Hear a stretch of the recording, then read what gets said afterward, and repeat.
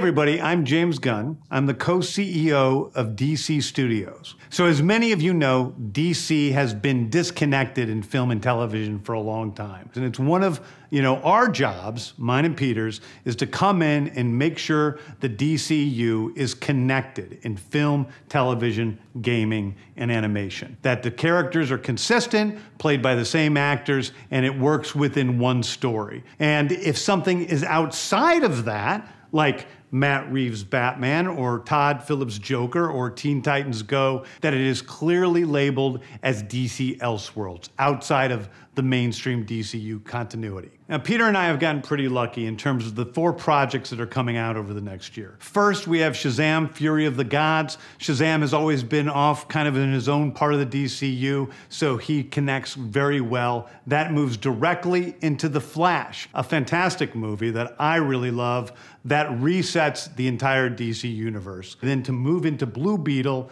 a fantastic film about a kid who's a marvelous part of the DCU, and then into Aquaman 2, which leads directly into our next few projects, which I'm going to tell you about now. So, Peter and I, along with a group of very talented writers, have started to map out an 8 to 10 year plan of what DC Studios will be in film, television, and gaming. This first chapter is called Gods and Monsters. Now, what I'm about to tell you, is a part of the first chapter. It's not the entire first chapter. The first project is Creature Commandos. Creature Commandos is an animated series. I've written all the episodes. Something we're going to do that's a little bit different at DC is we're going to have characters move into animation, out of animation, usually having the same actor play their voice as who plays them in live action. The next project up is Waller. This is a story of Amanda Waller, played by Viola Davis.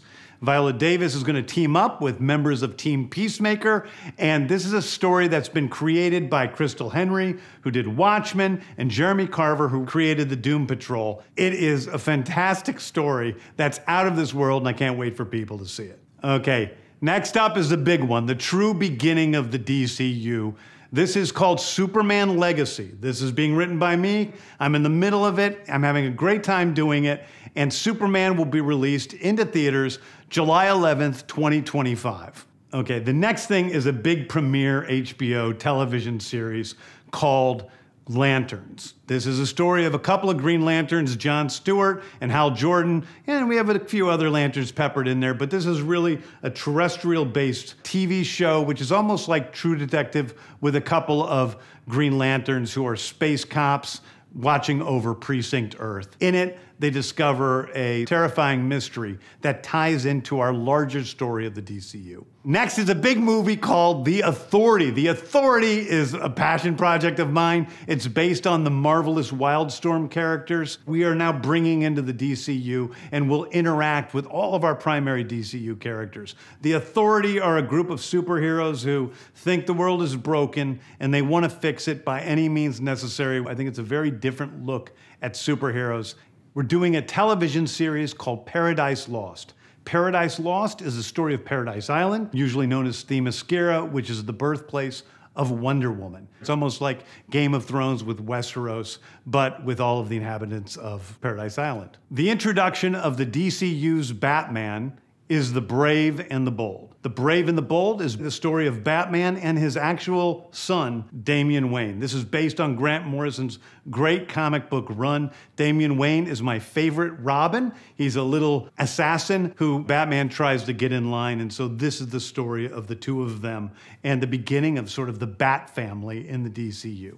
Next up is a TV series called Booster Gold. Booster Gold is one of comics' really popular cult heroes. He is a fascinating guy. He's a loser from the future who uses future technology to come back to present day and become a superhero so that people will love him. It is basically the superhero story of imposter syndrome on an HBO Max series. One of my favorite comic book series from last year was Tom King's run on Supergirl, Woman of Tomorrow. And so we're going to turn that into a big science fiction epic film.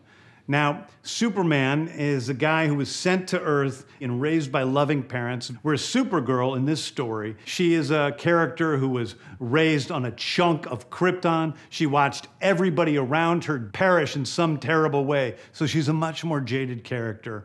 And that brings me to Swamp Thing, the last thing we're going to talk about, a very dark horror story in the origins of the monster who is Swamp Thing. And although it's totally outside of the rest of the DCU, it will still feed into the rest of the stories. Anyway, those are the stories that I can tell you about right now. I've loved the DC characters since I was a child. They're incredibly important to me.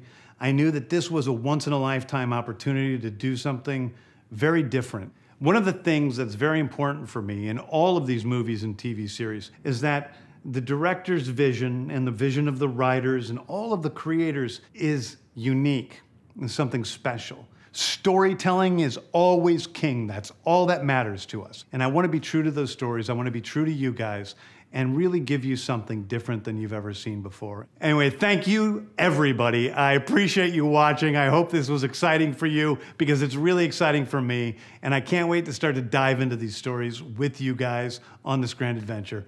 Thank you so much.